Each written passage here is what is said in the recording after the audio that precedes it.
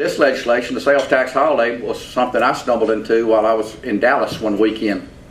I had just gotten elected in a special election, summer of '99 that Bobby spoke of, and I was in Dallas, and I picked up the Dallas Morning News, and there was a huge advertising circular in the middle of the paper, and it was advertising something known as a sales tax holiday. Come buy your, I thought it was quite a novel idea, come buy your goods and services and not pay any sales tax. I said, wow, this is something that I could wrap my arms around as a member of the Senate.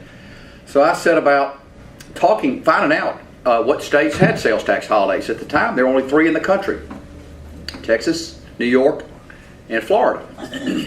So this was really before the computers were real, where you could research bills online like you can now. So I believe I talked to the retail federations of all 3 states and asked them to fax me copies of their bills. And I talked with the members of the retail federations and got what they felt was the pluses and minuses of their particular sales tax holidays, and went about to draft a bill that I thought would kind of took the best part of all the 3 states. So it certainly wasn't my idea. I kind of took a hybrid of what had worked in the other states. It's a win-win because the consumer gets the break on the sales tax, and the retailer motivates you to buy something you may not have already have been willing to buy otherwise. It's a winner for the state, and it's a winner for advertisers. I saw TV ads. I saw specific TV commercials saying that we'll pay the sales tax for you, or come shop, spend your tax-free dollars at our store. Heard it on the radio, the print. There's no telling what kind of money the Clarion Ledger made off of advertising. Here's an ad that almost 2/3 of a page JCPenney ran, just educating the public on the fact that this tax-free weekend was coming up. They didn't have any specific article of clothing or footwear they were promoting. They were just trying to create awareness among the weekend and hoping that you'd come to JCPenney.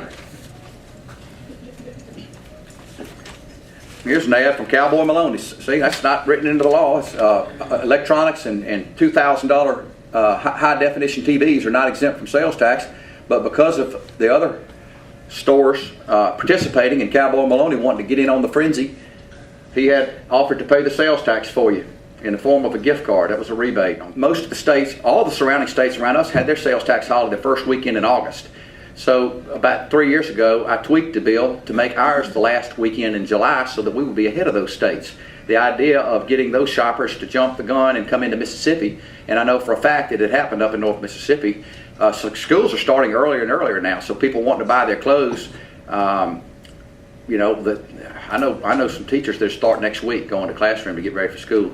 So ours, having been one week earlier, the goal was to get people from outside of the state of Mississippi to come into Mississippi and spend Louisiana, Alabama, Tennessee dollars in Mississippi.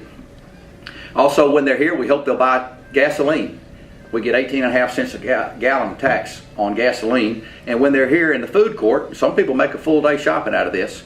Food court, not exempt, of course, not only 7%, but if you buy in food in Jackson, it's 9%. You got a 2% local add-on. Many of our municipalities have local add-ons. So the food sales, every restaurant, fast food restaurant, sit-down, white tablecloth restaurant has sales tax. So we think that there were extra restaurant sales, and you would certainly compute that into the total calculations when you're looking at the overall impact. Again, on the school supplies, you got to walk before you can run. That was never part of the legislation.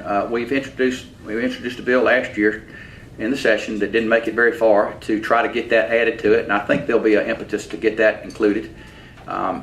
It's very narrowly defined exactly what qualifies, but it would be